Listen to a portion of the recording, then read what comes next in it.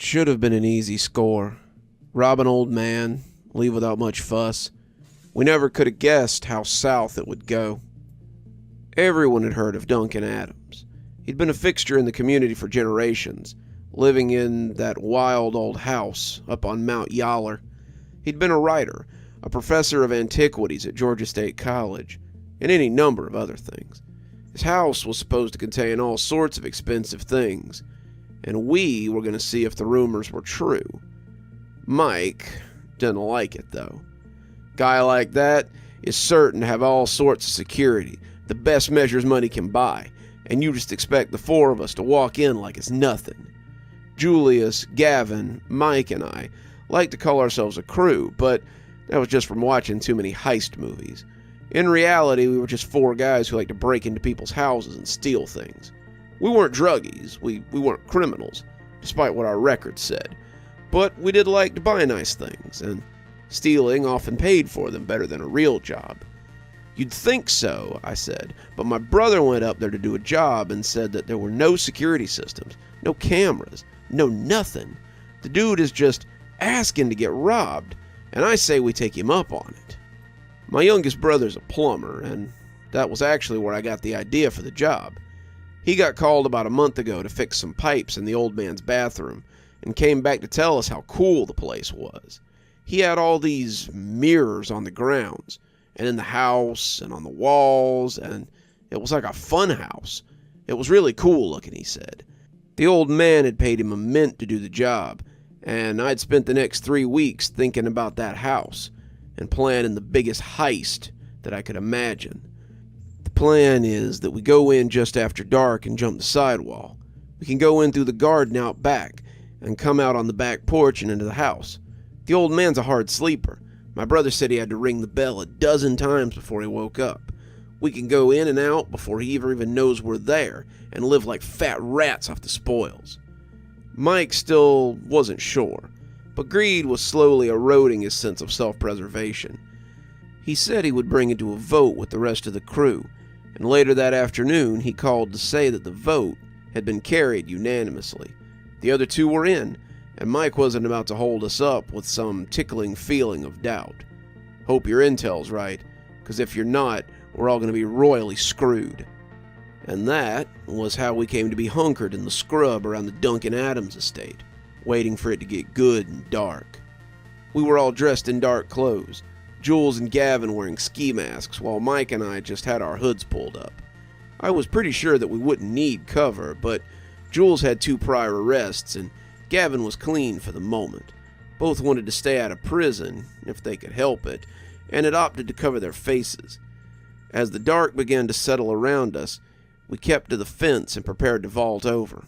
It was just a simple concrete wall, no lights or cameras on the top, but Mike stopped before making a stirrup with his hands to point at a sign on the wall. You didn't say nothing about a dog. I looked at the sign, wrinkled my brow as I tried to remember if Lewis had mentioned a dog. He hadn't. He'd said nothing about any kind of animals on the property, but a dog could complicate things. The sign was the usual black and yellow one that bore the legend, "Beware of dog," on it, but it looked a little faded, and I suddenly wondered if it was something from a while ago.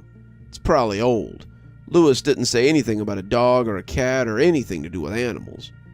Mike seemed unsure, but I doubled down. Tell you what, I'll go first and drop behind the gate. If there's a dog, it'll just tear me up, and I'll find some way to get out, or you guys can run. We'll only be out for the gas it took to get us here, and I'll have spent a night in jail, worst case scenario. Mike still looked unsure, but he made a stirrup with his hands, and I vaulted over the wall and landed in a well-kept backyard. It had been landscaped to look oriental, maybe Japanese or something, and there was a bridge over a little creek and a well-cared-for walkway that led to the back of the house. There was a sand pit with rocks in it, some trees cut to resemble bonsai trees, and several large reflective columns interspaced around. It was definitely different, but I liked it the longer I stood waiting to get mauled by a Rottweiler or a pit bull. "What do you see?" Mike whispered, as I scanned the area for a slobbering beast that was just waiting to strike. Nothing. Well, not nothing, but no dog. Come on over, I think it's safe. They dropped over one at a time, Mike reaching back to pull Gavin over before landing himself. They all stared at the strange little garden, so alien in the twilight, and when no lights came on to mark them, and no dog came out to chase us away, we all sighed collectively. Looks like there wasn't a dog after all, Julia said. Or he's inside, Mike said skeptically. Whatever, we'll cross that bridge when we come to it. We gotta get inside first, I reminded them, as we set off across the little garden path. It was a little eerie to walk across the shadowy garden with only the moon to guide us. The place seemed to be made of strange angles, and the reflective monoliths didn't help matters much. They were everywhere, a new one jutting up every 7 or 8 feet, and they played strange games in the moonlight. I would catch myself looking at them out of the corner of my eye, and more than once I had to turn and make sure something wasn't following us. The reflections created strange shadows, and I was sure I saw something dart out of sight before turning to find nothing and nowhere that it could have gone. These things are weird, Julia said, keeping his voice pitched low. I could swear I keep seeing something in them, but it's gone when I look. Me too, Gavin said, sounding a little unnerved. Eyes on the prize, boys, I reminded them, but I didn't sound as sure as I tried to convey. The backyard hadn't looked very big, but as we moved towards the house, it seemed to go on forever. We were staying low, trying not to draw attention to ourselves, but it seemed like we should have been there by now. Whenever I looked at the back porch, it always seemed to be about 50 feet away, and every step seemed to bring us no closer. What the hell was that? Gavin asked, and his voice was too high. Julia shushed him, whispering back, What are you talking about? There it was again, right there, I saw it, Gavin said, pointing at one of the polished monoliths. I glanced at it, but it was just a flat reflection of the weird trees sitting on the back wall. There's nothing there, Gav. Get it together, man. In a few hours, we'll be leaving with more loot than we can carry. Then you can freak out if you still want to. Gavin looked unsure, but he nodded and kept pace as we made our way through the collection of old trees and topiaries. He wasn't the only one getting a little nervous, though. I could see something in those reflections, too. Something I was beginning to think might be our dog. It was big. Way too big to go vanishing like it always seemed to. It was a mastiff or a wolf hybrid or something, and the longer we trekked through the garden, the closer it seemed to get to us. At first it was just curiously observing us, seeing what we were doing and enjoying its little game of startling us. As we neared the house, though, the game changed. Now it was getting closer to our group, weaving between the statues and plants, getting bigger as it stalked us. I still wasn't sure how it was doing that. The thing had to be nearly 5 feet tall on all fours, but it would disappear any time I turned to look behind me. I wondered if there was some sort of electrical gadget in these things, maybe a display mount to scare intruders, but when I looked right at the polished mirror front, I saw nothing but my own reflection and the larger-than-usual bonsai topiary behind me. I'd like to tell you that we made it to the house before things went sideways, but that's not true. Truth was, we never even saw the inside of the house. We came within about 10 feet of the back porch, a trip that seemed to take longer than it should have, when the purpose of the monoliths became apparent. We were hunched around some of the oddities of the garden, trying to get our nerve up before heading in. Gavin and I weren't the only ones that had been seeing things out of the corner of our eyes, and nerves were high as the goal came into view. Now the real work would begin, but we weren't sure what to expect from this funhouse garden. Would we be allowed to make it to the house? Would we be mowed down by some huge hound on our way to the porch? I didn't know, but suddenly this didn't seem like the easy score I had promised them. Jules, I whispered, Go see if the back door is unlocked." "Why have I got to do it?" Jules asked, his nerves jangling a little. "'Cause you're the closest to the door. Just get up there and see." Jules looked at the house like it was the absolute last place he wanted to go. But greed still had its teeth in him. We could still make something of this, still come out okay, and he scampered up the porch steps with all the stealth he could muster. The doors were glass, fronting on a huge glassed-in kitchen, and when Jules reached out for the handle, he seemed as shocked as we were when it pulled down easily. Damn, guy's not even... But as he took his eyes off the glass, I saw something loom up behind him, something that made me tremble. It was the dog, a huge black hellhound with a gaping maw full of sharp teeth and piercing red eyes. It was behind the glass, and I thought for sure that it would jump through and bury Jules with its bulk. I started to yell, started to warn him, but when it leaned out of the glass and snapped its teeth around him, I was surprised by the lack of a crash. Jules looked surprised too, his shock absolute, and when the creature yanked him into the glass and out of sight, we were left in stunned silence, with only the crickets for company. "What the hell was that?" Gavin said, his voice trembling audibly. "I don't know," Mike said, his voice inches behind me as he inched away with every breath, "but I'm not sticking around to find out." He was off and running then, tearing back towards the wall we'd come over. He looked scared enough to jump it without any help, and when I called for him to stop, I winced as a light came on in the house. Great, we'd woken up the old man. Gavin saw the light and took a few steps back himself, but when Mike screamed suddenly, Gavin and I froze as we turned back to see what had happened. In the fleeting rays of the porch light, I saw Mike caught beneath the massive paws. It was coming from the surface of a polished square, and as the head emerged, the beast looked as big as a grizzly bear. The fur was wiry and stiff, something I believe they called brindled in the dog world, and its muzzle was already dripping with blood. It bent down over Mike, the poor guy screaming and thrashing as much as his smushed lungs would allow, and when it covered his head with its mouth, the crying and yelling was cut off abruptly. It took Mike's head with it, but was nice enough to leave the body behind as it disappeared into the polished surface of the brooding rectangle. Gavin and I just stood there for a minute, unsure of what to do. When the door to the back porch opened, we both got low as we tried to hide from whoever had come to check on the ruckus. "Who's there?" said a voice that had probably once been a little more impressive. Age had done it no favors, and now it was a little less impressive, a little less commanding, but the owner seemed to know that he wasn't the most dangerous creature in the garden. The sound of a cane thumping on the boards could be heard, and when he saw the body, he croaked out a rough laugh.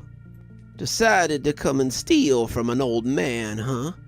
You didn't think you were the first, did ya?" I looked at Gavin as we hid, trying to tell him to be still, though he seemed to be losing that particular fight. "More than a few people have thought that they could come and plunder what I've rightfully taken in my prime. They see an old man living alone and think to make his home their find of the century. They never guess that the most dangerous thing here might be my own biggest find." As we watched, the old man put out a hand, and the hellish beast stuck its nose out of the window it had sucked Jules into, so the old man could scratch it like any other dog.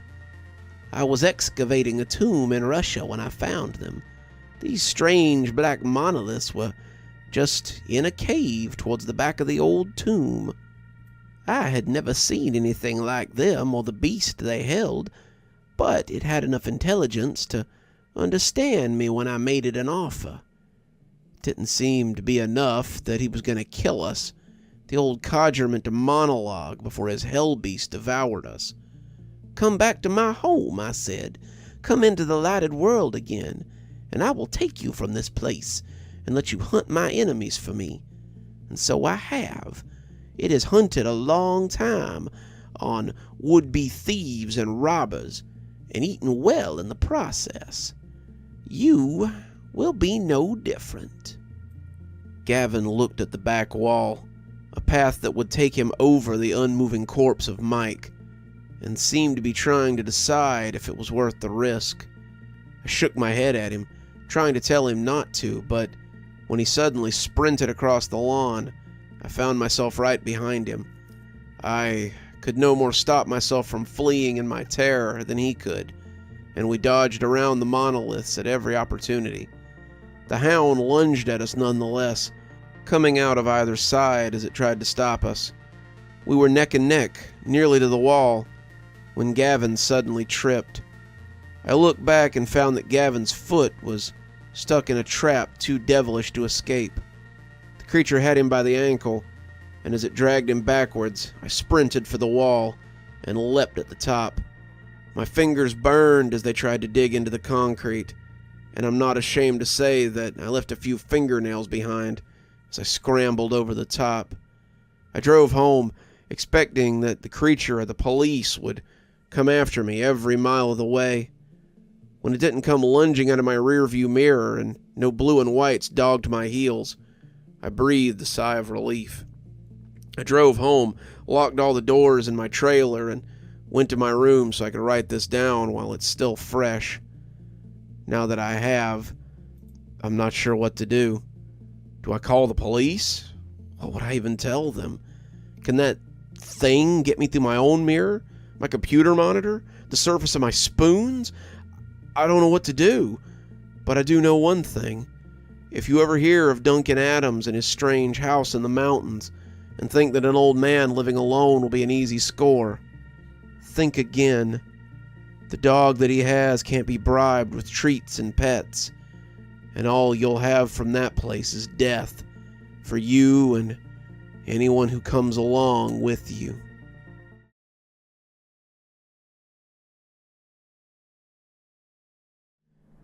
It began as a freak snowstorm.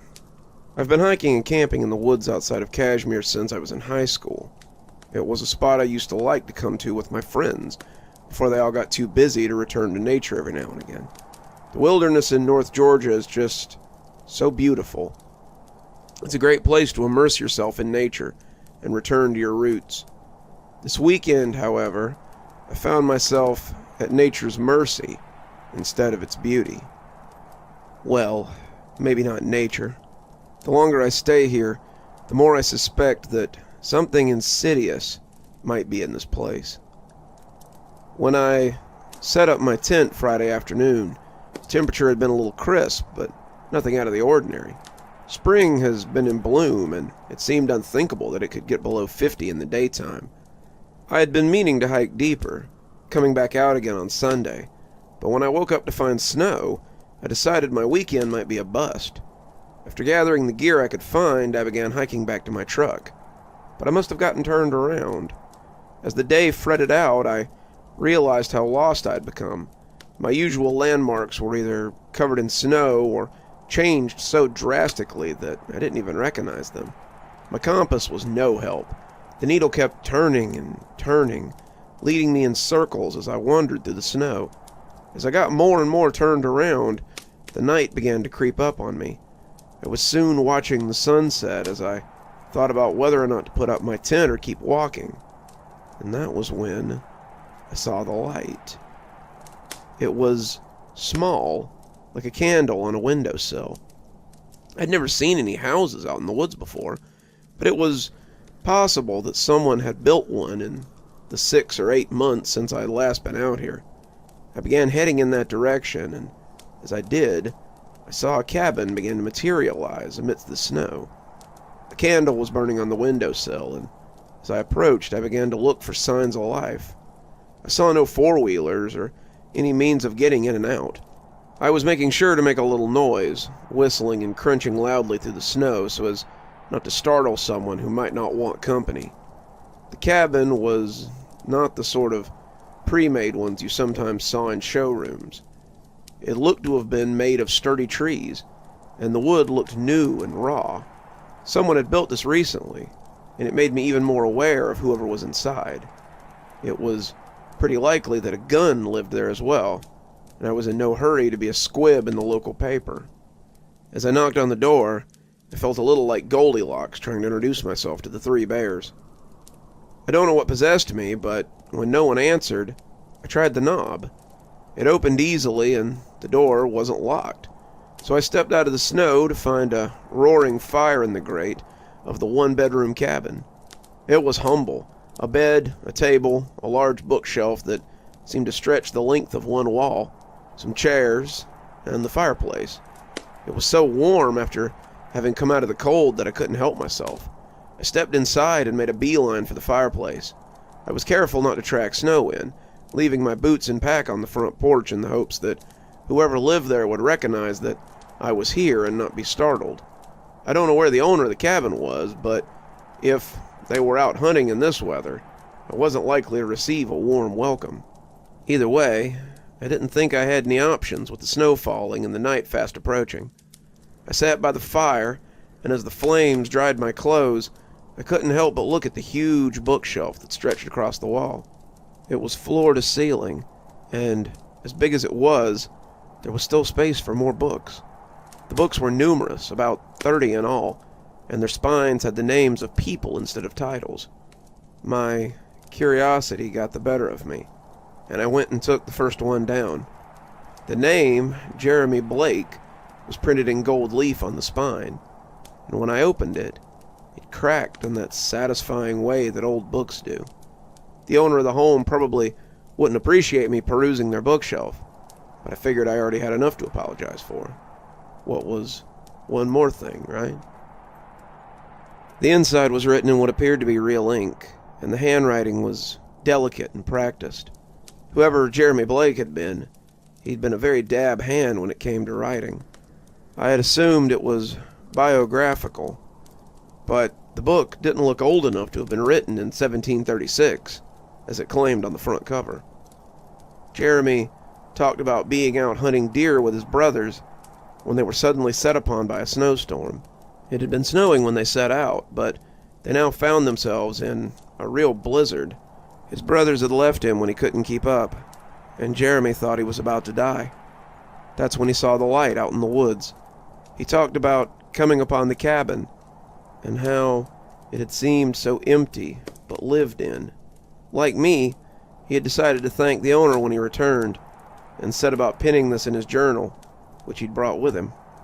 I pray the snow passes quickly. I would love nothing more than to return to my father's home, so that I might chastise my brothers for leaving me in such a sorry state. The next entry, though, was a little bit different. Jeremy had woken up to find that no one had returned to the cabin, and the snow was still falling outside. He had thought it looked a little better, and now that he was warm, he thought he might try to make his way home again. Jeremy opened the door to leave, but upon stepping out, he'd walked right back into the cabin instead. He tried this several more times, but always found himself stepping back into the warm, inviting cabin. There was only one door. When he tried to break a window in his fervor, he found they would not break. He became a little bit upset, fearing that he had stumbled into some kind of deviltry. He tried to leap through the window and nearly knocked himself unconscious. He had destroyed the house, flipped over tables and thrown chairs, but none of them had broken. When he turned around, it had all resumed its previous position, and Jeremy was certain that he had found some sort of witch's den and was most afraid. The next few days were full of entries about Jeremy continuing to live inside the cabin and discovering what it was all about. He found that he didn't need to eat or drink, which was both a blessing and a curse. Despite not needing these things, he found that he was always hungry and constantly licking his lips when his mouth felt dry. He watched from the window as the snow began to melt, and as winter became spring, he watched the animals roam outside the cabin.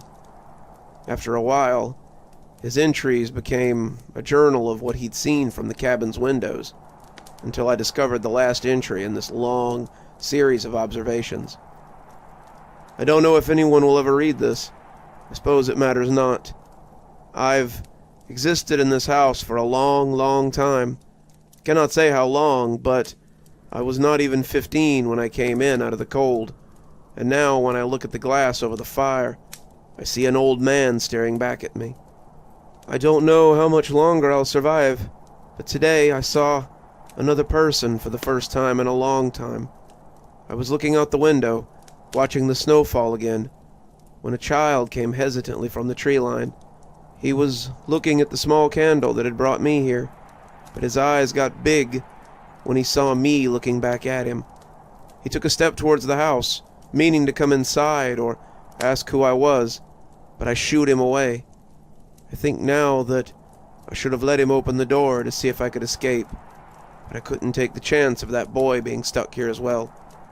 Better to die alone here than have some young fellow watch me pass. He scampered away when I banged on the glass and yelled at him. Probably for the best. I'm going to stop now. This journal does nothing but remind me that I'm alive. Maybe it would be better to be dead. I wasn't sure what to make of the journal. Was it real, or some make-believe story the owner had concocted? I looked at the bookcase and wondered if they were all like that.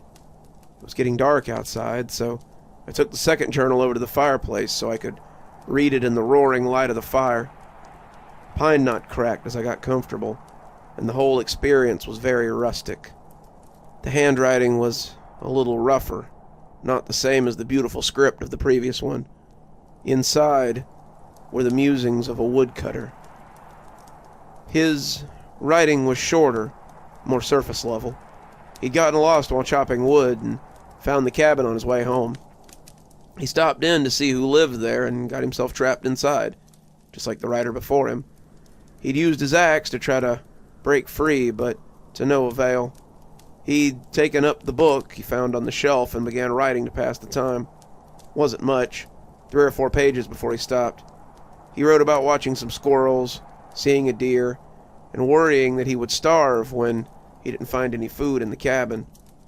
Whether he died or became bored, I don't know.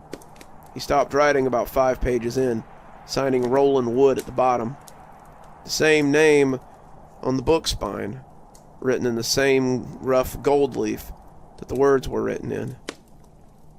The next diary turned out to be a kind of fantasy story, something my grandpa would have called an oat opera. It talked about pioneers on the trail, one of them breaking off in the night to have a call of nature.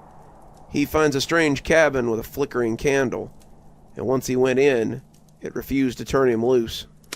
He spent a few pages talking about being trapped in the cabin, and when his sister came to look for him, he saw her and banged on the window to get her attention. She looked up, clearly startled, and ran away before she could help him.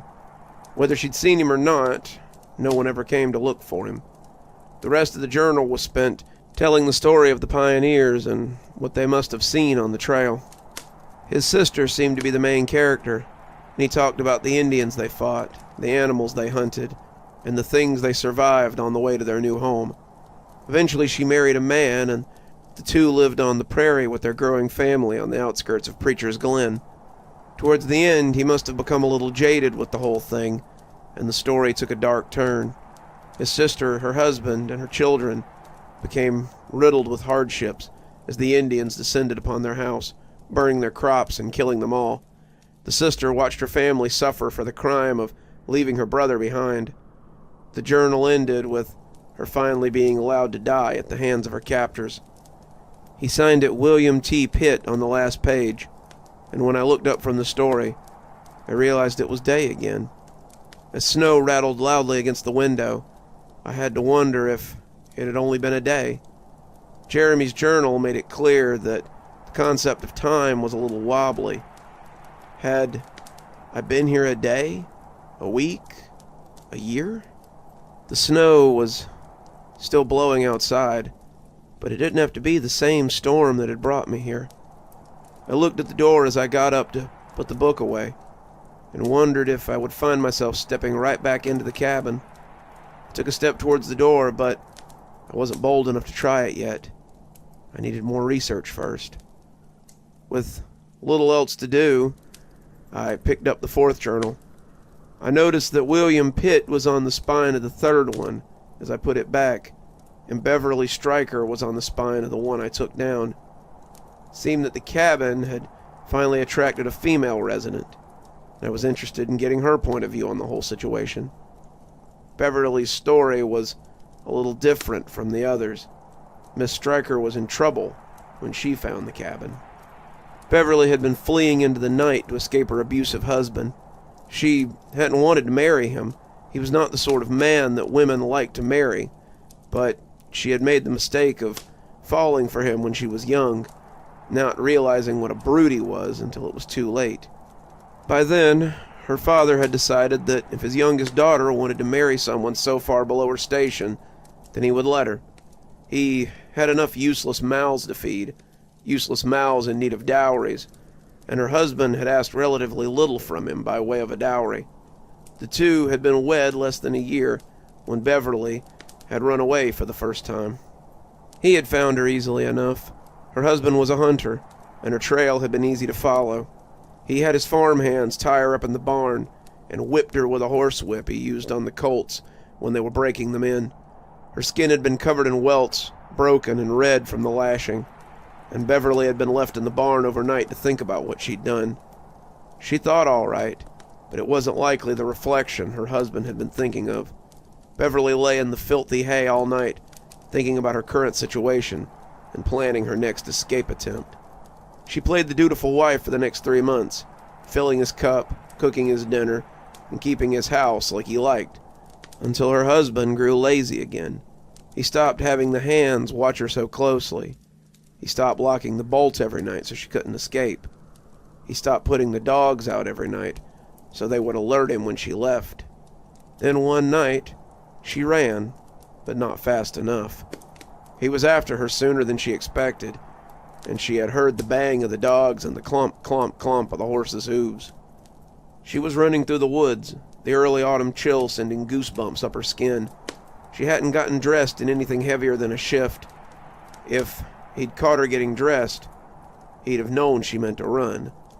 So now she ran in the light of the late-year moon, her body bathed in the golden light as she fled for her life. When she had fallen, she had expected to be ridden down out of hand, but the hooves and the dogs went past her as she lay curled in the boughs beneath a tree. The roots made a kind of cage, Beverly looking through the bars as she listened to insects and night birds singing their song. She expected to be found, expected to be caught, but as the night deepened, she found it was only her out in the wilderness. The dancing light had stolen her from her worries, and that was when she noticed the candle. Beverly found the cabin and had been trapped by the enticing cage. There wasn't much after that. She'd written a little more, but nothing as exciting as the night run through the forest. She read the journals and discovered that she couldn't leave, but there was none of the fear or uncertainty the others had shown. She was content in this place, a place her husband couldn't find. She lived inside the cabin, updating the journal sparingly and passing away with nothing to show for it, and no one the wiser. I looked at the door again, but the next book looked so inviting. Books became my food. I devoured them, reading some of them and taking their stories in. The cabin had attracted many in its lifetime, and I wondered how many more had chosen not to write. How many had suffered in silence here? How many had simply wasted away with nothing to mark their passing, except their memories? Those who had written had left behind everything from pages and pages of observation to short little stories about nothing at all. They wrote fantasies, westerns, slice-of-life stories about the people they'd left behind, and it all became more and more modern as time went on. I don't know how long I sat there reading, but it was snowing again when I looked up to find a journal in my hand with my own name on it. I opened it and found the pages as white and blank as the landscape outside my window. The doorknob was cold when I wrapped my hand around it. The wind was cold as it blew snow in through the open door. My boots were still on the porch, but they looked old and weather-beaten. The backpack was gone, likely dragged off by some animal while I was reading. The boots had been tan when I bought them less than a year before I entered the cabin. Now they looked bleached, the fabric thin as a mummy's cheek. I wanted to reach out and touch them, to see if my fingers would go through the thin skin of the boots, but I knew I would never get close to them. I stepped out onto the porch and found my foot coming down on the hardwood floor of the cabin. I closed the door and went back to the fire, picking up the journal with my name on it. If you're reading this, then it's already too late. I don't know if this place is supernatural or just some old pocket out of time, but I do know that it's a trap. I don't know if there's any escape from this place, but I know that no one's coming to look for me. I hope my diary is the last, but I have no doubt there will be others. The house seems to draw us to it, collecting stories as it collects lives. At least, I'll be warm before I die. I looked down at what I'd written, unsure of what else to say. It was barely a page, and the effort seemed lame. I was no writer. I'd never done more than emails or text messages. But as I struggled to find something to add to it, the futility of the exercise hit me all at once. If someone read it, they would be trapped anyway. My warning wouldn't help them, and my eyes slipped over to the fire as I thought about just burning it. Would it burn? I didn't know, but if the cabin wanted lives, then why give it what it wanted? Then I turned back to the door and thought of something a little different. An experiment might bear results.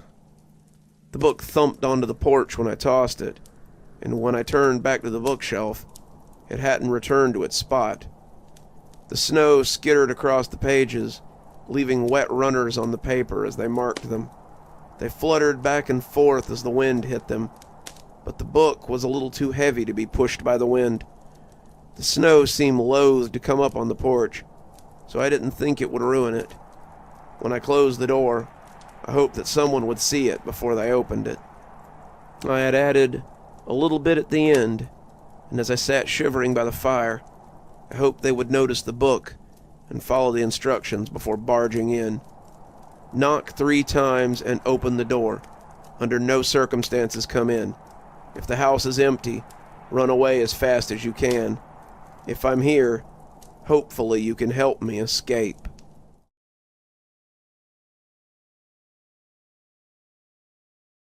The 4 of us hunkered behind the fallen tree, looking through the binoculars in turn as we surveyed the cabin. The cabin that had been abandoned for as long as we could remember, and now suddenly there was a candle burning in the window. This had been a summer to remember for sure, and it would become a summer that none of us would forget. Richie, James, Terry, and I had been friends since kindergarten, and we had spent every summer playing around the neighborhood and having fun. This summer, however, was special. We were 11 this year, or close enough to make no difference, and some of the restrictions had been taken off of us. We could ride our bikes a little farther, stay out a little closer to dark, and explore the woods around our house, as long as we weren't in a group. The woods had been a source of restricted adventure for us, and now we were free to explore them as we chose.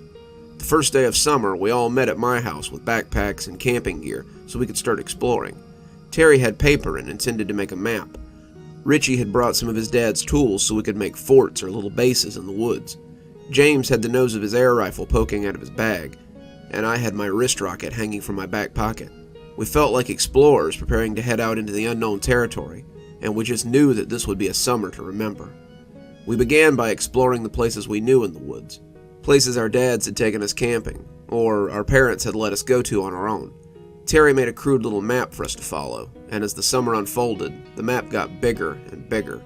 Soon the small camp and the creek were joined by the berry bushes, the big rock, the snake sighting place. We had seen a big black snake there, but it had slithered away. And of course, the cabin. The cabin was the oldest thing we had found in the woods. It seemed to be abandoned, but it was so well maintained that it had to be owned by someone. The land was well kept as well. There was no trail either, and the trees would have made even a small car difficult to get in there. We figured it was some forest dweller's summer cabin or something, and we left it alone. We had other things to occupy our time, though, and the cabin was soon forgotten about. We spent the first month of summer building forts and making rafts so we could sail down the creek. We thought we might play pirates if we had a raft, and we started lashing some of the big logs together with some rope from my dad's shed. We made a sail from some old bed sheets. The raft was laughably small, only one of us could have fit comfortably on it at a time, but we still had fun imagining the four of us sailing up the creek to the small lake that led to it. On July 1st, the first weekend of high summer, we asked our parents if we could camp out in the woods for the weekend. We'd all been in Boy Scouts for a few years, and we'd all gone camping before out there. We felt that we could probably survive in the woods with some food to cook and some shelter to keep the elements off. To our surprise, our parents agreed, on the grounds that we did not camp too far in the woods, and we marked our map where we would be so they could find us. "No more than a mile into the woods," my dad had said, "and you make sure to clean up after yourself so you don't attract anything you can't handle." So we packed our knapsacks and prepared for a weekend in the great outdoors. We hadn't realized how close we were to the cabin when we set up camp, but when Terry had come back with firewood and told us about the candle burning, we had discovered that we were only about 20 minutes from it. We had all been sent out on such errands, and Terry was the last one to return. I had been setting up the tents, Richie had made the journey to the creek for water, James had been digging the latrines we would use, and Terry had been getting firewood. It was getting on in the afternoon when he finally arrived, and the hot dogs in the cooler were calling our names. He dropped the firewood and told us we had to come see this. So here we were, watching the cabin for signs of life. Other than the candle, there wasn't much to see. There was no vehicle in front of the cabin, no lights on in the house, and had it not been for the candle, it would have been just as cold and abandoned as it always was. As it grew darker and no lights came on inside either, we kind of lost interest in the cabin and returned to our campsite. It had been a momentary curiosity at best, but our stomachs were grumbling and we were ready for dinner. As the darkness settled in, we had our weenies on sticks and roasting nicely over the fire. We had begun chatting about the adventures we would have this weekend, and the laughter around our fire was loud and merry. James had put some root beer in the cooler, and we were breaking out the Jiffy Pop as we prepared to tell ghost stories. Ghost stories were a huge part of any campout, and we meant to outdo each other with our tales of terror that would rival anything we had ever read. "I got one," Terry said, letting his hot dog slowly burn into a charcoal lump. "I read it online. This guy lives with his grandpa, and he said his friend turned into a tree." Terry laid the story out, building up as he told us about the kids exploring the woods and finding a special grove. We all listened, leaning in a little as he wove his tale. The story wasn't really scary, as much as it was sad, but the atmosphere of the dark woods made it all seem pretty spooky nonetheless. I was reaching to get a second hot dog, the first one having been eaten in 3 quick bites, when I thought I heard something out in the woods. It sounded big, bigger than us at least, and I took out the little flashlight I had and shone it into the woods. James looked up from spearing another hot dog, craning his neck to look into the spot my flashlight was illuminating. "Something out there?" he said. Not sure, but I thought I heard something." All of them turned to look, eyes peering into the murky blackness, but whatever it had been was either still or had moved on. "I've got one," said Richie. "It's pretty scary, though. I hope you guys can handle it." We all laughed, throwing a few marshmallows at him, before he leaned in and started his story. There were 4 friends out on a camping trip. They were staying the night in the woods, just their sleeping bags and the fire to keep them safe against the elements. Well, they felt all the night like something was watching them, so they decided to set a watch and make sure that nothing snuck up on them. They would each keep watch for 2 hours while the others slept, and as the others settled in, the first boy sat and watched that night. The fire crackled as we listened, and I thought I heard the snap of a twig again. Was something out there? Was it stalking us? It sounded big, but I suppose it could be a deer or a possum or something. The story isn't about him, though. The story isn't about the second boy either. This story is about the third boy, the boy who must watch through the depths of the night. The second boy had no sooner shaken him awake than he was curled in his sleeping bag and snoring happily. The third boy had slept for a few hours, but he was still tired. He didn't like staying up late, and was used to being snug in his bed when the sun went down. He sat by the fire, the warmth wafting up into his face, and he felt warm and comfy as he began to drowse. I heard a stick crack to my left, and I cut my eyes in that direction. Just then, something stepped on a branch out in the woods. and the boy found his drowsiness melting away. What was that? Some sort of animal? A person? A monster coming to eat him?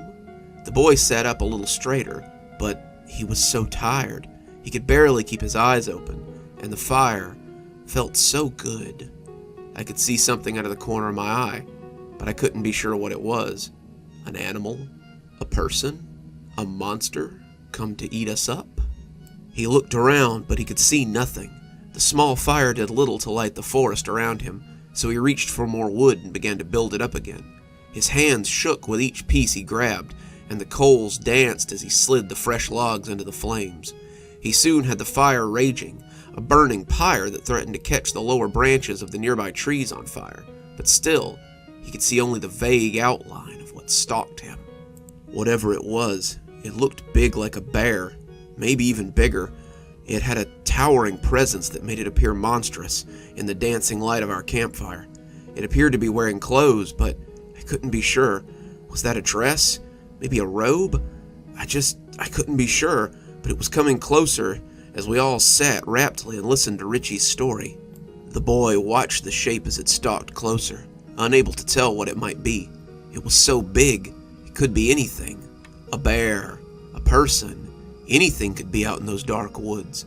He took one of the burning sticks from the fire and held it out before him like a torch, trying to ward off whatever this diabolical creature might be. It came on heedless of the burning stick, and the boy began to scream as it stepped out into the firelight, and he caught sight of his stalker. This creature wasn't quite so bold. It hung back slightly, not daring to get close enough to be seen. When they found the boys, all of them had been killed. Of the 3 that had been in the sleeping bags, nothing was ever found, just a lot of blood soaked into the bags themselves. Of the watcher, however, they found him still at his post. He leaned in, the fire making his face look sinister. He was frozen in fear, his heart having stopped from terror. I turned then, looking over Terry's shoulder and into the woods, but whatever it had been was gone now. "Wow," James said, putting a fresh marshmallow on to replace the one that had fallen into the fire as he listened. "That was a great story." "Yeah," I agreed, scouting around behind him for shapes. "Bet I know who scared him so bad," James said, a little smile on his lips. "I bet it was Soap Sally." A chill ran up my spine. "Don't even say her name out here," I quavered, the others looking just as shocked. Soap Sally was not something to be joked about in the woods at night. Soap Sally was a local legend, a washerwoman who had done her washing at the watering hole for as long as anyone could remember. She made her own soap, made her own candles too, and was said to be able to make spells and potions as well. When she was found to be making soap out of the bones of runaway children, she was burned as a witch with only the briefest of trials. She was still used as a way to scare bad kids into doing what they were supposed to be doing, and there were still disappearances from time to time that weren't quite explained. I heard a rumor that those kids who went missing in the next town were taken by Soap Sally, James continued, clearly intending to milk the story for all it was worth. "James," I started, but I tensed when I heard a stick snap too close to our campsite. I heard she found them out past curfew and just snatched them up. They ran, of course they did, but she got them, one by one, and took them back to her lair to make them into soap. From behind James, a shape rose, a looming shadow that seemed to grow from the ground. I gasped, looking at Terry and Richie as it rose to 6 feet tall. Their mouths were hanging open, their eyes as big as dinner plates, and James clearly thought we were scared of his story. Then she hacked them up and boiled off the fat. She made them into soap, and then their parents found the soap the next day, and they used it to wash their hands. They never knew they were washing themselves with the bodies of their dead kids, and somewhere that old crone just laughed at them. As they mourned their loss, she laughed and laughed, stalking the night as she looked for more children to... But he noticed us crab-walking away from him and rolled his eyes in laughter. "Oh, come on, guys, it's just a story. Quit goofing around," But he gasped as her long black nails clenched his shoulder. When the monstrous woman bent down, her mouth of sharp teeth grinning much too wide, he began to scream like a stuck hog. We all screamed then, running into the woods like bullets fired from a gun. James screamed behind us, begging us to help him, but we were only 10 or 11. What could we do against something like that? We all stayed together as we realized that my house was the closest, and we ran for it. The moon was high and bright, and if it hadn't been nearly full, we'd have likely never found our way home. The woods we had so often played in seemed sinister, a child's fairy tale story, and we wanted to reach the safety of home before the witch could scoop us up and gobble us down. Every limb that grabbed our shirts was a witch's claw. Every hole that yawned to stop us was a hand coming up to catch us, and every sound was that horrid creature in hot pursuit. When we broke the tree line and made it to the row of fences that marked our neighborhood, we all breathed a little easier. My dad was having a beer on the back porch when we got there, and it seemed that Richie's dad had decided to join him since they were both childless for the night. It was only about 9:30, and both of them looked up expectantly as we ran in. "You boys get spooked by a deer already?" my dad joked, realizing then that we were one short. "Where's James?" I sobbed as I tried to catch my breath, and Dad must have caught enough to understand that someone had taken James. He got us all inside and called the police, Richie's dad calling James's parents as he did. Before long, everyone's parents were there, and the men had begun searching the woods. Dad wanted to take us with him, but we all refused to go. We'd had a scare, and when the police arrived, the whole group took to the woods to find James. They came back a few hours later to tell us that there was no sign of him at our campsite. "Is there anywhere that you can think of where he might be, boys? Maybe somewhere in the woods where this person might have taken him?" He said person because they had refused to believe any kind of Soap Sally talk. They wanted to keep this in the real world, and that meant that if a woman had taken an 11-year-old boy against his will, then they were likely close. "The cabin," Richie almost hissed, looking to us for support. "Remember? We saw the candle burning there earlier. Maybe it's her cabin." We showed them on the map where the cabin was, and they told us to stay here as they all went to investigate. They were gone for about an hour when I heard the back door open and the 4 dejected fathers of my group come shuffling back in. They told the 3 of us to head up to bed so they could talk, but we hunkered at the top of the stairs and listened as they told what they had seen. James's mother cried a lot, his father holding her tight. The police were still there, and the sheriff had called in more deputies from the neighboring town. They were searching the cabin from top to bottom. They had found the door unlocked, and when they had gone inside, they had found that the cabin wasn't just someone's summer home. There was blood, so much blood, and the police had found the remains of children in that place. Bones, clothes, skin, hair, a bowl of fat that had yet to be rendered into tallow. The kitchen had several items for making soap, and they'd said the stove was still hot when they arrived. They'd found a shirt on the top of the pile, and James's father had identified it as the one James had been wearing when he left home that afternoon. They searched those woods for 3 days, but they never found James. Well, not until he appeared on his parents' doorstep one morning. I was eating dinner that night, still reeling from what I had been through in the woods, and Mom was talking about how wonderful it had been that the community had come together to support James's family. I went to take her a casserole this morning, and she was going through the gifts that had been left by the town. There were casseroles and gift cards and grocery bags and even a nice bag of soap from someone. My mouth went dry when I heard that, and I asked her what she meant. Well, someone had delivered a bag of soap this morning. They looked really great, handmade and so smooth. She told me I could have some if I wanted. I left it in the upstairs bathroom if you guys want to use it. My mom stopped talking when I started hyperventilating. I don't think the police took us seriously at first, but once they did whatever they did with the soap and found bone fragments in it, they started taking us a lot more seriously. James's mother was hospitalized after that, going into a full-blown catatonic state, and the search was redoubled as they tried to find the killer. That was a long and strange summer, full of curfews and lots of dads riding around on neighborhood watch detail as they took kids from summer school to home or to and from summer events. They never found the woman that took James, but my friends and I never expected they would. We never went into those woods again. It's been years since the campout, but sometimes I still look at the woods from the back porch and can swear I see the specter of Soap Sally as she looms at the edge. I graduate high school this year, and I think I might just get as far away from this town and my childhood as possible. I can't imagine raising a kid in a place where they can wind up as bricks of soap on your front porch.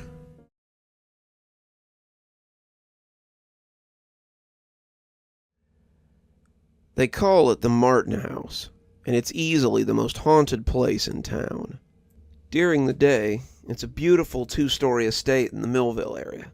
It sits behind a high gate overlooking the bay on 10 acres, which comes at a premium given the land's cost inside of Panama City. The current owner keeps up the grounds, maintains the home, but they say he will not live in the house or be there after night. He rents it out for parties and events, lets people picnic on the grounds, opens it during the day for tours and historic outings. But an hour before sunset, the gates are locked and the place is cleared of people. It's a beautiful place, but they say that the devil walks there after dark. The local legend says that Mr. Martin suspected his wife was having an illicit affair with a servant. They say that in a fit of jealousy, he made her watch as he hung him, later hanging his wife and kids and himself from the same large tree in the front yard. They say you can hear voices, screams, and all kinds of odd noises there after dark. They say people have seen figures in the windows and on the grounds near sunset, with black eyes and pale faces. They say you can see lights come on and off in the house after dark, and it's best avoided once the sun goes down. They say a lot of things, but as a writer of dark fiction, I don't put a lot of stock in local legends. I don't believe in Billy Bowlegs. I don't believe in Kissing Mary. And I don't believe in the hitchhikers they say you can pick up by the West Bay Bridge. The Martin House, however, is something I do believe in, because when I was young, I experienced it firsthand. It was 1993 or 94 when it happened, and I was about 7 or 8. My mother had worked at the same hospital for years, and that hospital had chosen to do their employee appreciation picnic on the grounds of the Martin House. I have to believe they were aware of the dark history of the place, but like I said, nothing ever happened during the day, so they weren't worried. The yard was huge, and the Human Resource Department set up games and tents and all kinds of other things to entertain the kids while their parents socialized. I fell in with a couple of kids that I knew, and we played some games and explored the booths, but ultimately got a little bored with the scheduled events. These were kids that I didn't know well, but we all knew each other in that way that you know someone after spending years upon years going to these sorts of scheduled events with them. One of them was the son of my mom's friend. Another one was a kid I actually went to school with, but didn't really pal around with outside of things like this. Another one was just a kid who would wander up and fall back in with us when we all got together. There were about 7 of us that day, the rest of them just falling in with a group of kids to play games, and I can't remember who suggested that we play hide and seek. It was unanimously agreed upon, but after playing on the lawn for a few rounds, it became a little dull. When someone suggested that we could play in the house, that sounded like a much better idea. So we went inside, but quickly discovered the problem with playing indoors. The house was kind of a museum, and adults didn't really like it when kids were running around things that could be broken. We tried for a couple of rounds, but after being yelled at by a lady in a dress, we thought we might have to go back outside. That was when we saw the kid on the stairs. Like I said, none of us really knew each other, but none of us had ever seen this kid. He was youngish, probably 5 or 6, and he didn't really say anything. He just sort of stared at us through the slats on the staircase, and I'll remember the way he looked at us for my entire life. He seemed both fascinated by our appearance and utterly terrified at our game. He looked at us the way I looked at the dog sometimes, when he was making noise while my dad was trying to nap. He looked like he thought we might wake up a parent that would be angry. Someone suggested that maybe we could go play upstairs, and we all thought that might be a good idea. The upstairs was usually blocked off, but if that kid was up there, then the door must be unlocked. None of us had ever gone upstairs. It was locked, like I said, but We found the door was open, so we all went up. The upstairs was about the same size as the downstairs, but we saw a ladder going up into the attic and thought that would make the best place for hide and seek. It would be dark up there, probably with stuff to hide behind, and it would be spooky. What we found was a pretty big attic with boxes and furniture covered in sheets. It was dusty and cobwebby and reminded me of the opening of one of my favorite shows, Are You Afraid of the Dark? We decided who was going to be it, then we all went to hide. It was dusty in the attic, and a few of us got found right away when we started sneezing.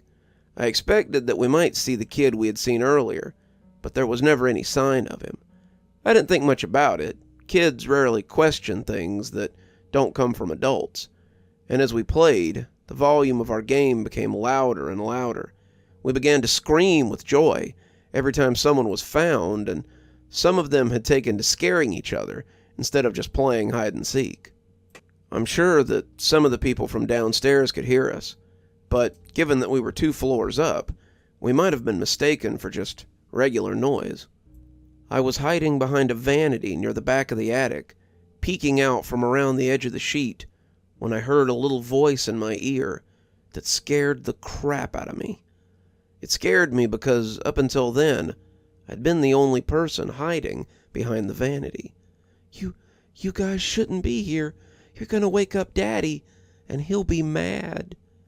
I turned around, and there he was. He was crouched down behind the vanity, looking at me with these big, sad, scared eyes. And now that I was closer, I could see he was dressed in suspenders and a grubby-looking white shirt. His feet were bare, and his hair looked like someone had cut it with a bowl. I asked him who he was, but he shook his head and put a finger to his lips as he made a shushing sound. "Shh.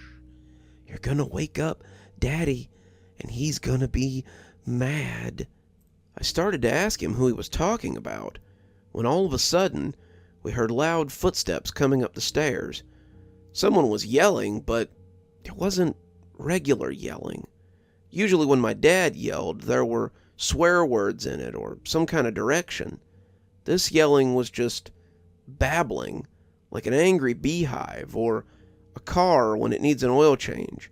It was angry, and it was loud, but there really wasn't any substance to it. The game quieted down as we all became the hiders. We knew that we shouldn't be here. We all knew that if we were found, we'd be in trouble. So we all took to hiding as someone came very angrily up the ladder. I could see the others as they hunkered around the other covered piece of furniture and storage boxes. They all looked scared, but they also looked excited. This was a different level to the game, something a little scarier. We all knew that this was the real game, and we had to win, or we might never be allowed to come back again. Through the white, oiling up out of the square hole, came a large something. It was man-shaped, but maybe not a person. It had arms and legs. I could see a head, but the rest of it seemed to just be shadows. It was like someone standing in total darkness, and I think even then I suspected that this was no museum curator coming after noisy children. The hairs on the back of my neck began to stand up, and as the thing started looking for us, I turned and found the little boy was gone. The other kids seemed to have felt it too, and as the thing moved towards the left side of the attic, we all started shuffling to the right. It knocked over a box and kept yelling in that strange, barely coherent way. It didn't seem unfamiliar with the attic, and I wondered if it was up here looking for us, or if it was looking for the little boy who'd been a stranger to me. Either way, we made our way back to the ladder and started quietly going down onto the second floor. We were almost all down when the thing turned and looked at the 2 or 3 of us that were left. He didn't have eyes, at least none that I could see, but I felt very seen by it, and the last of us went down in a herky-jerky pile of bodies.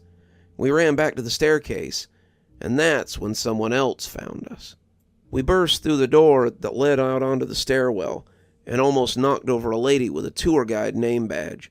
She blinked at us and did not seem at all happy to see 7 or 8 kids coming out of a restricted area.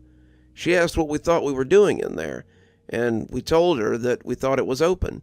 She said no, the door was always locked, and told us we better get out of there before we got in trouble. When she asked how many of us there were, that's when we seemed to disagree. Some of us said 7, but a few of us insisted that there were 8. No, there was only 7 of us. Remember, that's why we didn't play Capture the Flag. Yeah, but then the other kid joined us, so we had 8. What other kid? There was only ever 7 of us. The kid in the suspenders. He was playing in the attic with us. At that point, the lady was completely frazzled and collected up all of us and brought us downstairs to have a talk with our parents.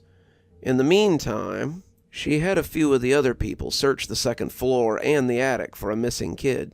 Most of our parents were not terribly pleased about being drug away from the festivities because their kids couldn't behave, and we got an earful as we stood in the foyer of the Martin house. Some of us, me included, were more worried about the missing kid than getting into trouble. I can't speak for everyone, but I'd seen how scared he was. I don't know who he was afraid of, but I was afraid that whatever that thing had been, it had got him. As my dad let me have it for acting out, my eyes started to wander. I was looking at the pictures on the wall, the ones showing the Martin house through the years, before they finally settled on a very familiar face. The kid looked less scared and more confused, but it was definitely him, standing on the front lawn with 2 other kids and his parents. The house behind him looked a little different, but it was definitely the one we were standing in right now. "Hey, that's him," I said, interrupting my dad in the middle of his lecture. "Who's him?" my dad asked, not appreciating being interrupted. "That's the kid, the one I saw in the attic." The lady who had found us looked at the picture before shaking her head and telling me not to tell lies. "No, really," I assured her. That's him. He was hiding with us. He told me that we were going to wake his daddy up. He looked really scared." My parents didn't believe me, but I've seen that picture since, and I know now that that little boy is one of the Martin brood. He was one of the kids who allegedly hung from the tree in the front yard, and I would have bet you anything that was his spirit we saw. The big shadowy thing didn't look at all like Mr. Martin, but that doesn't necessarily mean anything. The kid didn't have black eyes like all the other stories tell, but maybe that's something that comes a little later. I've encountered a lot of strange things in my life, but that was one of my earliest scrapes with the paranormal. As of writing this, the Martin house still sits in the same spot. They've completely closed off the inside these days, and after that year, the hospital started doing their employee appreciation somewhere else. I don't know if it was the house itself or because they got a better deal somewhere else, but I never went back to the Martin house again.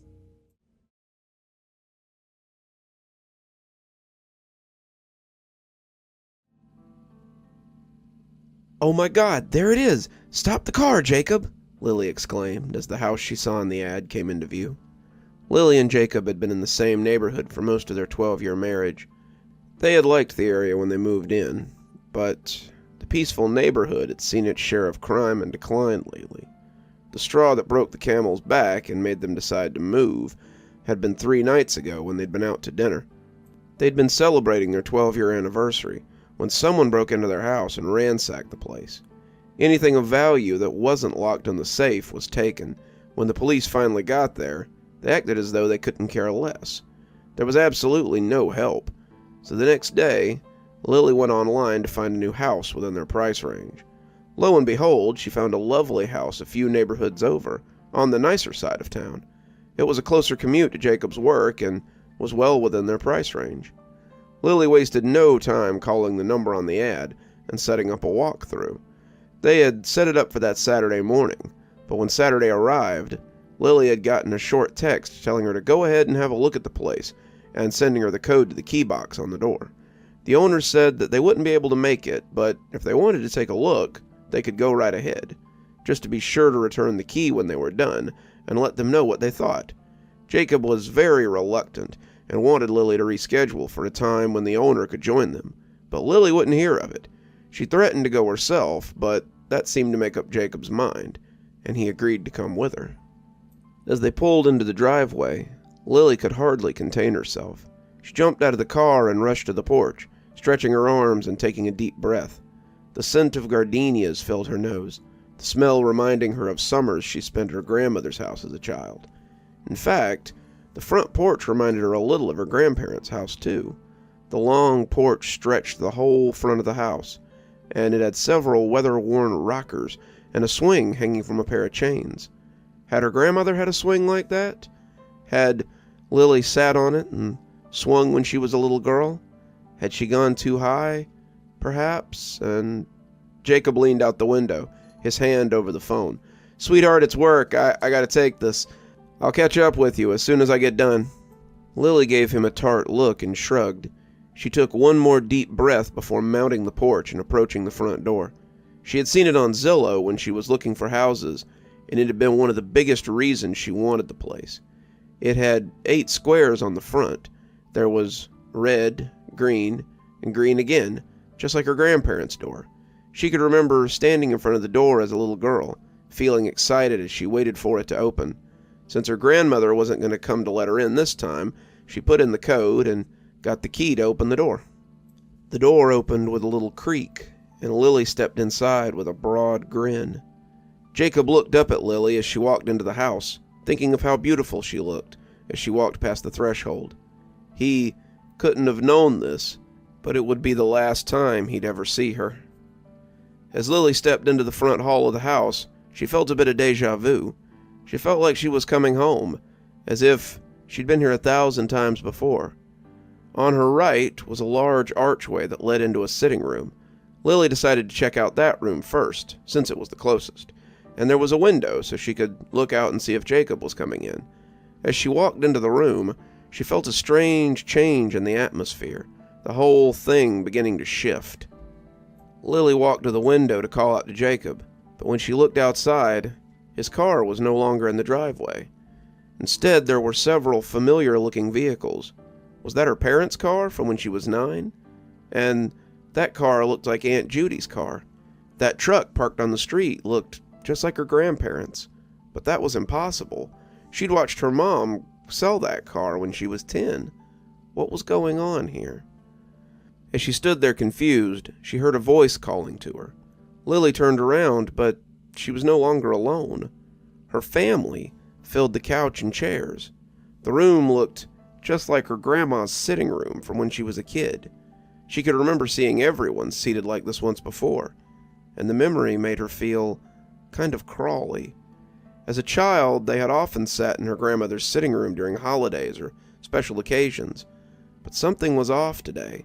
Something wasn't quite how she remembered it. Everyone looked as though they had been crying. She didn't remember this scene from her childhood quite like this. Something was very wrong. As she abandoned her place next to the window, she walked as though in a haze to where her mother sat. She looked up as Lily approached and patted the couch next to her, motioning for her to sit. Her mother put an arm around her, not an altogether familiar feeling, and when Lily spoke, her voice was that of a very young child. "What's wrong, Mama?" Lily asked, looking around at everyone and seeing tears welling up in their eyes. Her father spoke first, though. "Lilybug, there's been an accident. Your grandmother fell down the basement stairs. She didn't make it." As those words left his mouth, everyone began to wail, and Lily felt her mother press her face against her head. Lily, however, sat speechless, trying to process what she'd heard. This wasn't how she remembered this, was it? Lily got up from her spot on the couch and began to pace. Her memory of that day was fuzzy, but as she walked between the couch and the window, it began to solidify. She remembered her family telling her that her grandma had gone to live in Boca, not that she was dead. When Lily turned back to confront her mother, though, she found that she was alone in the sitting room again. The furniture, her family, everything was gone. The room was as it was when she walked through the front door, and Lily shuddered as a palpable chill ran through her.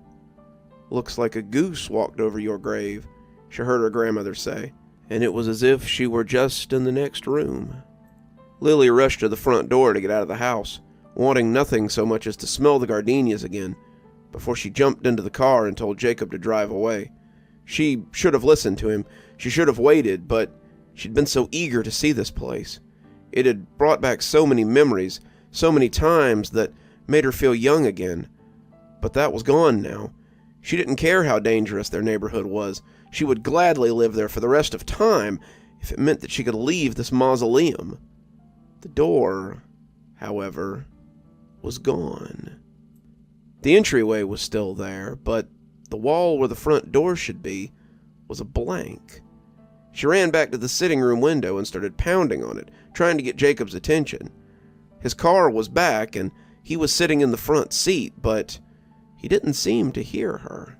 "Jacob, please, help me!" she screamed, but Jacob didn't answer. He glanced up, but then looked back down to the phone, talking with Terry or Mark or whoever it was calling him from work. He couldn't see her. He didn't know she was stuck. And suddenly Lily realized she was alone. If she was going to get out of here, she'd have to do it herself. Lily thought she might as well look for another way out, and as if summoned, she noticed the hallway that ran opposite the sitting room. There would be a bathroom down there, if she remembered right, and some cold water on her face sounded exactly like what she needed. She headed to the bathroom, but as she got closer, she felt that strange shivering again. As she came closer, she could hear the sound of sloshing water, as if someone was splashing frantically in the bathtub. Lily stepped cautiously to the door that separated the hall from the small bathroom, and peeked in as the wooden barrier made a funny squeaking sound. She could see her father knelt down at the side of the tub, and she could see him holding her mother's head under the water. Lily stepped back, the door opening to give her a terrible view of her mother's drowning. But it all seemed wrong. That wasn't how she remembered that horrible time when she was 12. Was it? Lily remembered her father trying to help her mother out of the tub when she'd had a seizure. She remembered him trying, but not being able to save her. This new reality of what really happened hurt her brain more than her heart, and Lily tore off in a mad scramble to be away from the awful sound of her mother drowning again and again. Lily ran to the staircase that lay beyond the foyer and darted up the steps without thinking of where she was going. As she ran into one of the bedrooms, her mind still reeling from the scene below, the feeling of déjà vu came yet again. As she turned to take in the room that she had just run into, she could see a crib with a mobile twirling overhead. The smiling yellow ducks spun drunkenly, but even their placidity couldn't bring joy to the scene. This was her son's room. "No," she pleaded, "not this memory." Her husband walked into the room, holding their 3-week-old son to his chest. It should have brought her joy to see him again, till she realized her wonderful husband was holding little Jonathan's face to his chest, muffling the sound of his cries. He didn't seem to notice her watching him, didn't seem to care at all that he was snuffing the life from what would be their only child. After the baby had stopped crying, Jacob quietly kissed him on his little cheek and placed him in his crib. But no, that's not how it had gone at all. Lily's memory was fuzzy, but she remembered Jacob holding their baby and comforting him till he fell asleep. When she had woken up and noticed that Jonathan hadn't woken up for his feeding yet, she went to his room and found him cold and blue in his crib. She screamed for her husband, and Jacob had rushed to her side to find her cradling their poor baby as if she could bring him back to life. They called 911, but when the EMTs arrived, they said it was too late. His death was stated as SIDS, and the two had been left to mourn their loss. Lily didn't know how much more she could take in this house. She slid down the wall, crying as the crib vanished, and the room once again was empty. Lily sat there for a few minutes, getting her bearings. Then she got up and slowly walked down the stairs. She didn't want to see any more, but she knew that she had to get out of this house if she intended to have any sanity left when she escaped.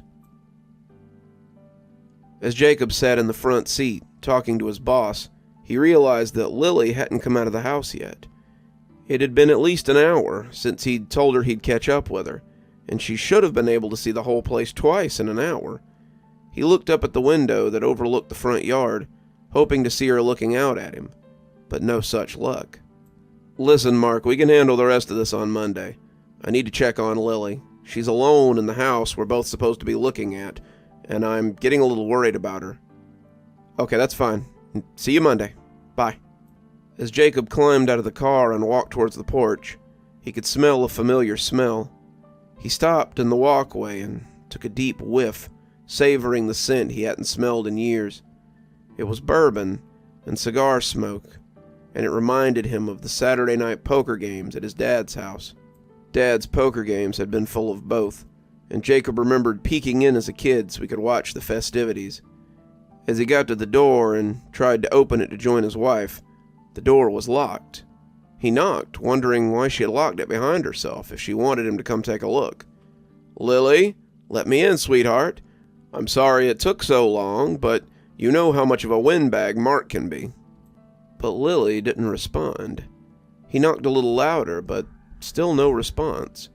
At this point, Jacob began to worry that something had happened to her. He pounded on the door, his fears coming back at the thought of what could be happening to his wife. Hadn't he thought this sounded like a great way to get robbed or kidnapped? He didn't know this guy from Adam, and he had just let his wife go in alone. What had he been thinking? "Lily," he yelled as he beat on the door, but no answer came. Lily walked down the steps and into the basement as if in a trance. She was numb from the torture that this house had put her through, and just wanted to be outside in the sun again before it could show her anything else. As she descended the basement stairs, the air shifted again, and she steadied herself for what was next. She opened her eyes to see that she was in her own basement, but something was off. The shelves where she kept the Christmas ornaments were pushed away from the wall. As she walked over to see why it was pulled away, she saw a trap door under where the shelf usually was. The door was open, and Lily could hear something down there. Whatever it was crying out softly, as though too weak to scream. Jacob, worried and a little angry, decided to try to find another way in. He walked around to the back of the house, but as he came to the gate, he too felt that overpowering sense of déjà vu. When he got to the backyard, he saw a swing set that looked lonely in the open space. It looked like his own swing set from when he was a kid, and he walked curiously towards it. When he reached the swing, Jacob sat down and looked at the back door. He realized it was his childhood door, and scrunched up his eyes as he tried to make sense of it. He'd spent a lot of time on his swing while his dad talked with his mom. As he watched the window by the door, Jacob saw people inside talking loudly, their silhouettes performing sad little plays for this child's eyes to watch. But this isn't how he remembered this happening. It had been just another fight, his dad starting it like always. The mailman had been sitting at their kitchen table when he came home, a cold towel on his head, as he drank a glass of his mom's lemonade. He had nearly collapsed on the front lawn in the heat, and though his father had smiled when he saw the man cooling off in his kitchen, Jacob had seen his mother flinch when he looked at her. His father had waited till after dinner to tell his son to go play out back while they talked, and his mother had seemed to beg him with her eyes not to leave. Jacob watched as his dad reached for something on the counter, and his mom's silhouette backed away slowly. His dad lunged with a sudden rage, and Jacob imagined he could hear the frying pan connect with the side of her head. His dad's dark afterimage stood over her for a few minutes, the pan coming down a few more times until sanity seemed to reassert itself. He stood up, the image realizing that it had talked a little too vigorously this time. Jacob could almost see the lack of confidence in the outline as it weighed its options. When it looked out at him, Jacob realized his father meant to make him an accomplice to his folly. "Jacob," his father yelled from the doorway, "get me a shovel from the shed. Then I need you to get in the truck and wait for me." Jacob hopped dutifully off the swing, with much smaller feet than his own. He was horrified at his blind fanaticism, but understood it all too well. As he ran to the shed to fetch the shovel, he realized that the memory of the night his mother left him wasn't the way he remembered it. Dad wasn't planning a garden to surprise her with, and Mom hadn't left them for a fella who ran the register at Ralph's. He did what he was told, though, and grabbed the shovel. He gave it to his dad and ran to the truck as his father began grunting at something that must have been very heavy in the kitchen. It couldn't have been his mother. Jacob's mom ate like a bird. Surely he wouldn't have strained so much to lift her. As soon as Jacob got in the truck, everything became hazy again. He realized he was back in his own car, his father's truck gone. As Jacob sat there, he began to cry. He didn't want to cry. He hadn't cried in so long, but found the tears just wouldn't stop. He was terrified of what had just happened. He was scared of a man he had buried 10 years ago. He was grieving for his mother in a way that he had never managed to when he was 8. Above all else, Jacob was worried about his wife. "Hello?" Lily whispered as she descended the stairs. "Who's down there? Do you need help?" She whispered, understanding the irony of her question a little too late. As she spoke, the whimpering stopped. It was dark and damp down here, the floor made of packed earth, and the smell of dirt and iron filled her nose. As she felt around for a light switch, she could hear something shifting across the room. Lily paused for a second, trying to listen to what it was. It was hard to hear over the sound of her heart beating in her ears, and Lily was afraid of getting snuck up on down here by the specters in the house again. She found a small chain hanging from a bulb in the ceiling. As she pulled it, the small light lit the room pathetically, but what she saw still terrified her. This was not any memory that she had ever had. She looked to where the sound was coming from and found herself staring back at her from a dirty mattress on the floor. She was battered and beaten, starved, with one hand attached to the wall by a metal cuff. Lily, in shock, started to back away, but heard someone walking into the basement. She quickly turned off the light and backed up against the wall, praying the darkness would hide her. As the steps got closer, Lily felt around for something to defend herself with, in case the person came downstairs. As she slid her hand across the cold dirt floor, she found what felt like a pipe, and picked it up as quickly as possible, holding it to her chest. A few moments later, she could hear heavy footsteps coming down the cellar stairs. She closed her eyes and prayed she wouldn't be seen. When she opened her eyes again, she was no longer in the cellar. She was standing in front of the front door. Jacob got himself together and returned to the backyard to find a way in. The swing set was gone, as was the shed. The back door was no longer his childhood back door either. This door was white, with a blue ruffle at the top of the window, and the realization made him feel a little bit better. He pushed up the 3 steps to the door and turned the knob. The door opened easily, and as he walked over the threshold into the kitchen, he felt the shift again. He was in his dad's kitchen, and his father was talking to the police officer. "Mr. Daniels, do you know of anywhere your ex-wife would have gone?" the officer asked, tapping his pencil on an ancient-looking notebook. "No, officer. Like I've told you before, she called me 3 weeks ago asking to pick up our son because she needed a break from him.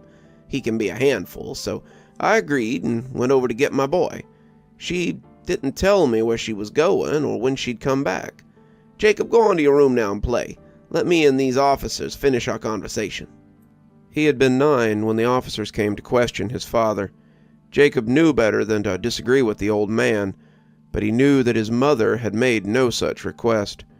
At the time, it had seemed that maybe Daddy had been confused, but Jacob found out later that his mother had divorced him and left town with someone else. She had never tried to see Jacob again, and his father telling the police a lie had always seemed a little weird to him. One look at his father's flinty eyes, however, had told him to do as he was told, and Jacob ran for the staircase in the living room. He was walking towards the doorway when he looked back towards his father, only to find that everything was gone. The kitchen was empty now, save for him. Lily reached for the handle of the door, turning the knob with trepidation. Was this another trick? Some new game for the house to tease her with? She had never given up hope that she would get out, but she thought she might have believed the house would keep her here forever anyway. Would they even find her body, she wondered? Would they know it was her if they did? The door swung open, and Lily was again assaulted by the smell of gardenias. She came down the steps, running over the walk, and found the car exactly where she'd left it. She almost saw Jacob sitting there, the phone still pressed against his ear, but when she stuck her head into the window, she found the car was empty, the keys still hanging in the ignition. Lily wasn't sure what to make of this, and as she sat in the passenger seat, her mind started trying to make sense of what she'd seen. She realized her marriage, her whole life, was full of these little lies. Her mind made up memories to protect her from reality, but the house showed her the truth. She remembered what her father had done to her mother, and what her husband did to their son, and she felt disgust well up inside her. "How could I be so stupid?" she whispered, tears coming unbidden. That still didn't explain why she had seen herself down in that cellar in such a state. As Lily thought about it, she realized she needed answers. She climbed over the driver's side and turned the key. The engine came to life, and Lily peeled the tires as she headed home. She wouldn't feel safe in that house until she checked the basement to be sure of what was there. Jacob would be angry if he came back to find the car missing, and if such a place existed in her home, she would likely find herself in there if he made it home. Jacob called out to Lily, hoping to find her safe and sound as he made it to the stairs. He could hear someone upstairs, and he kept calling for his wife as he ascended. He could hear someone crying in the bedroom to the right of him, and he was afraid that she had gotten hurt, or worse, that someone had hurt her. "Sweetheart, is that you? Are you okay?" he called out. He slowly opened the door and peeked in to see himself holding their son. His wife cried as she watched him smothering their son. The baby had been crying for hours, and Jacob couldn't handle that high-pitched squeal anymore. He snapped, and it was something he regretted every day. He had tried to move from beneath the shadow of his father, especially after what he'd done to Lily, but it seemed that you never quite forgot the old ways, or the old lessons.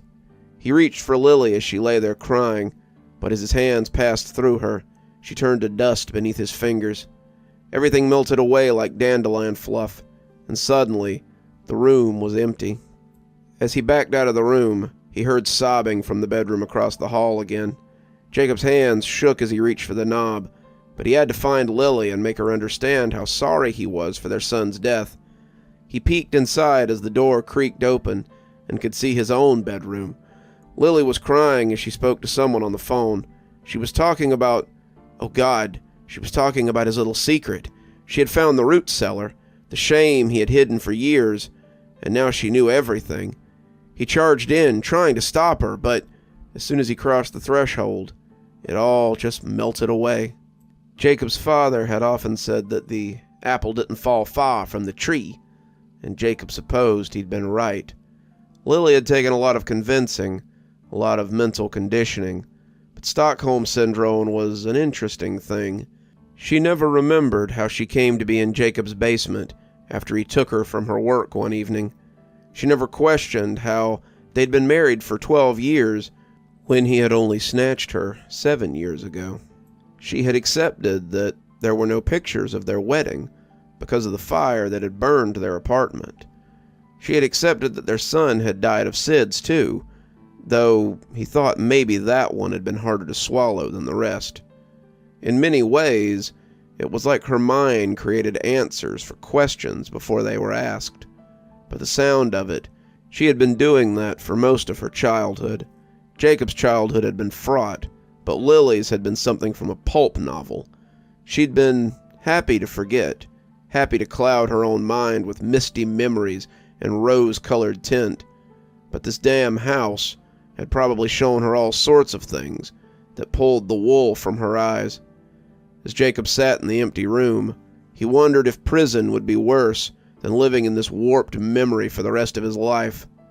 The whispers from the house told him that he'd never get to know. There would be no open door waiting for someone like Jacob. The house had a new toy, a new rat in its cage, and Jacob would never bask in the sun again.